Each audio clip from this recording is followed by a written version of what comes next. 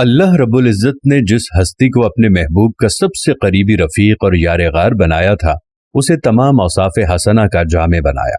اللہ رب العزت نے سیدنا ابو بکر صدیق رضی اللہ عنہ کو جہاں دیگر اوصاف میں نمایاں مقام عطا فرمایا، وہاں وصف سخاوت میں بھی اعلیٰ و عرفہ مرتبے سے نوازا۔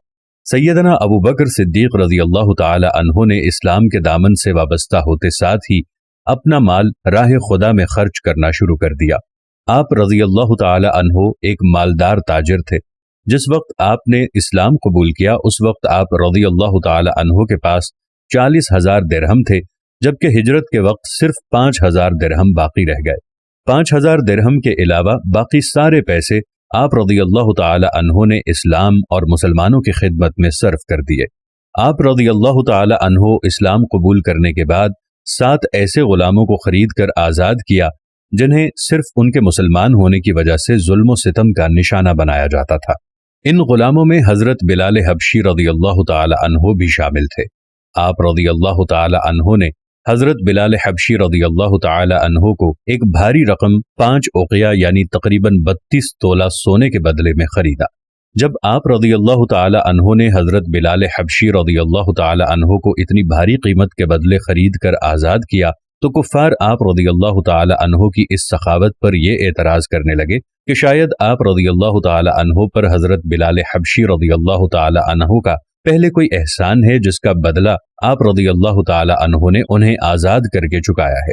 جب کفار نے یہ اعتراض کیا تو اللہ تعالی نے آپ کے اخلاص کی گواہی میں قرآن کی آیات نازل فرما دی۔ ارشاد فرمایا، اور جو سب سے بڑا متقی ہے وہ اس جہنم سے دور رکھا جائے گا جو اپنا مال دیتا ہے تاکہ پاک ہو، اس پر کسی کا کوئی احسان نہیں ہے جس کا بدلہ اتارتا ہو، بلکہ وہ تو اپنے بلند رب کی رضا کے حصول کے لیے دیتا ہے اور عنقریب وہ راضی ہو جائے گا۔ سورۃ اللیل آیت 17 تا 21۔ ان آیات سے واضح ہے کہ سیدنا صدیق اکبر رضی اللہ تعالی عنہ کا رب کی راہ میں مال خرچ کرنا اور جود و سخا کا مظاہرہ کرنا رب کو کتنا پسند ہے۔ آپ کی للہیت اور خلوص پر اعتراض کفار نے کیا اور آپ کی طرف سے جواب خود رب کریم نے دیا اور واضح فرما دیا کہ آپ رضی اللہ تعالی عنہ پر کسی کا کوئی احسان نہیں جس کا آپ رضی اللہ تعالی عنہ نے بدلہ اتارا ہو، بلکہ یہ ساری سخاوت تو آپ رضی اللہ تعالی عنہ حصول رضائے الہی کے لیے کرتے ہیں۔ اس ہستی کی عظمت و مقام کا اندازہ کون لگا سکتا ہے کہ خالق کائنات جس کے اخلاص کی گواہی بھی دے اور اس کی طرف سے کفار کو جواب بھی دے۔ جب غزوہ تبوک کے موقع پر نبی اکرم صلی اللہ علیہ وسلم نے صحابہ کرام کو راہ خدا میں مال پیش کرنے کا حکم دیا تو تمام صحابہ نے حسب توفیق اسلامی لشکر کی مالی معاونت کی۔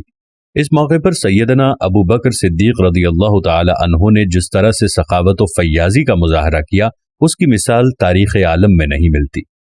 آئیے سخاوت صدیقی کا واقعہ حضرت عمر فاروق رضی اللہ تعالی عنہ کی زبانی سنتے ہیں۔ حضرت عمر فاروق رضی اللہ تعالی عنہ سے مروی ہے کہ ایک دن نبی کریم صلی اللہ علیہ وسلم نے صدقہ کرنے کا حکم دیا۔ اس حکم کی تعمیل کے لیے میرے پاس کافی مال تھا۔ میں نے اپنے آپ سے کہا کہ اگر میں ابو بکر صدیق سے کبھی سبقت لے جا سکتا ہوں تو آج کا دن ہی وہ دن ہے جس میں سبقت لے جا سکتا ہوں۔